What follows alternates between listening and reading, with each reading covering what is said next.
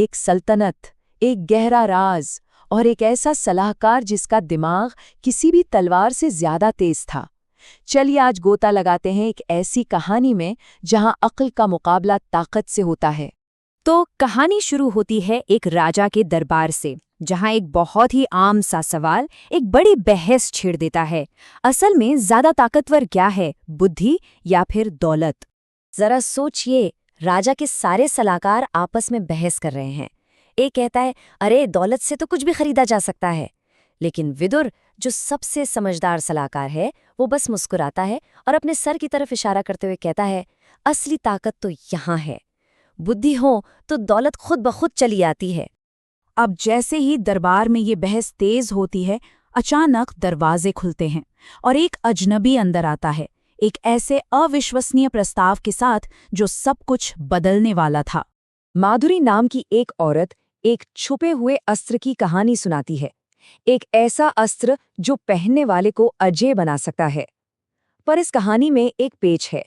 इसे ताकत से नहीं, सिर्फ दिमाग से ही पाया जा सकता है। विदुर, जो हमेशा एक कदम आगे की सोचता है, उसे इसमें एक जाल की बू आती है। लेकिन एक मौका भी नजर आता है। वो अकेले ही इस खतरनाक मिशन पर जाने के लिए तैयार हो जाता है, सिर्फ अपनी बुद्धि के भरोसे। ये दिमाग और ताकत की असली लड़ाई थी। दिन हफ्तों में बदल जाते हैं, कोई खबर नहीं आती। परेशान होकर राजा खुद जांच करने निकलता है और पाता है कुछ भी नहीं। विदुर गायब हो चुका था और पीछे छोड़ गया था तो सिर्फ कुछ रहस्यमयी सुरागों की एक लड़ी। लेकिन हम यहाँ विदुर की बात कर रहे हैं। उसने तो अपने पकड़े जाने को भी एक पहेली में बदल दिया था, एक ऐसा रास्ता जिसे सिर्फ उसका राजा ही सुलझा सकता था। तो पहला सुराग, एक मामूली सा लकड़ी का बक्सा। राजा उस कारीगर को ढूंढ निकालता है जिसे विदुर ने इसे बनाने का हुक्म दिया था, और उस कारीगर के पास एक बड़ा अजीब सा पैगाम था। कारीगर बताता है, विदुर ने जोर देकर कहा था कि मैं आपको बताऊं कि ये बक्सा खास सागौन की लकड़ी से बना है। राजा फौरन समझ जाता है, सागौन की लकड़ी कोई चीज नहीं, ये एक इशारा है जंगल के उस हिस्से की तरफ जो उन खास पेड़ों के लिए जाना जाता है। सागौन के पेड़ों के रास्ते पर जैसे ही वो आगे बढ़ते हैं, उन्हें एक और अजीब चीज मिलती है, बिखरे हुए चंदन के बीजों की एक पतली सी लकीर जो जंगल में और भी गहराई तक जा रही थी। और यही तो विदुर की काबिलियत का सबूत है। ये बीज इस जंगल में उगते ही नहीं है, पूरे राज्य में सिर्फ विदुर ही ने उगाता था। मतलब उसने अपने एक शौक को एक ऐसे सुराग में बदल दिया था जिसे कोई और समझ ही नहीं सकता था। बीजों का ये रास्ता उन्हें सीधे एक अंधेरी गुफा के मुहाने तक ले जाता है, और वहीं जमीन पर आखिरी सुराग पड़ा था, एक जाना पहचाना लाल रंग का कपड़ा। ये विदुर का अंगवस्त्र था, उसका पारंपरिक शॉल। ये लापरवाही में नहीं गिरा था, नहीं, ये एक चेतावनी थी, एक आखिरी खामोश पैगाम। खतरा अंदर इंतजार कर रहा है। राजा और उसके सैनिक छिप जाते हैं और उनका सबसे बड़ा डर सच साबित होता है।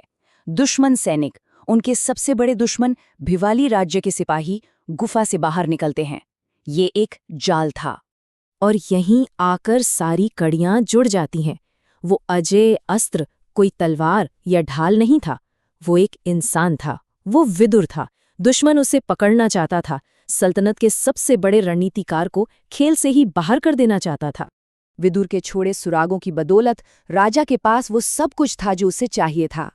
वो गुफा पर धावा बोलते हैं, दुश्मन को हराते हैं और अपने चतुर सलाहकार को आजाद करा लेते हैं। लेकिन जैसे ही वो जीत का जश्न मनाते हैं, विदुर एक और धमाका करता है। दुश्मन अकेले काम नहीं कर रहा था, उसकी मदद अंदर से ही की गई थी।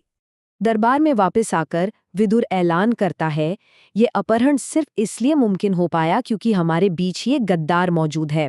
पूरे दरबार में सन्नाटा छा जाता है। हर कोई एक दूसरे को देख रहा है, सोच रहा है कि वो कौन हो सकता है। पहेली का आखिरी, सबसे चौंकाने वाला टुकड़ा अब सामने आने वाला था, और वो गद्दार कोई और नहीं बल्कि चंद्रा था, राजा का एक और भरोसेमंद सलाहकार जो सालों से खुफिया तौर पर दुश्मन के लिए काम कर रहा था। ये हमें आखिरी सवाल पर ले आता है, विदुर को ये सब पता कैसे चला?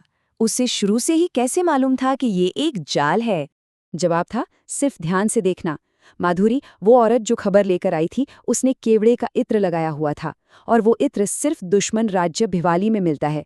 बस उस एक छोटी सी बात ने पूरी साजिश का पर्दाफाश कर दिया, और विदुर को दुश्मन के जाल में पैर रखने से पहले ही अपने बचाव की योजना बनाने का वक्त मिल गया। आखिर में राजा पूरे दरबार की तरफ मुड़कर ऐलान करता है, असली अजेय अस्त्र कोई चीज नहीं है, वो एक दिमाग है, वो विदुर है। ये कहानी हमें एक ऐसी बात याद दिलाती है जो आज भी उतनी ही सच है। दौलत आती जाती रहती है, ताकत भी धोखा दे सकती है, लेकिन एक तेज और तैयार दिमाग ही सबसे बड़ी संपत्ति है।